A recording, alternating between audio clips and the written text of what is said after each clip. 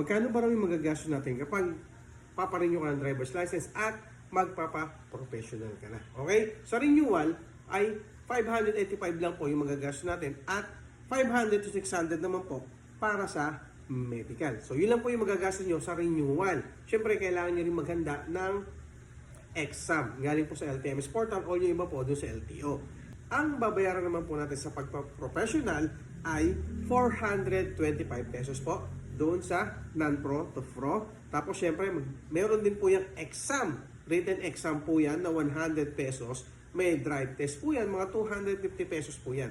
Yun po yung magagastos natin. At huwag nyo kakalimutan na magdala ng TIN number. Kahit po yan doon sa likod ng company ID nyo na may TIN number. Basta importante po na meron kayong ID ng TIN or TIN number. Okay? Tandaan nyo po yan. Yung medical, kasi nga renewal ka, may medical ka na dun sa renewal mo, is magagamit mo naman yan kapag professional. Basta po, pinagsabay ninyo. Okay? So, yun lang mga kaibigan. Sa nagtanong po, sana nasagot ko po ang inyong katanungan. Maraming salamat. Bye-bye. Thank you.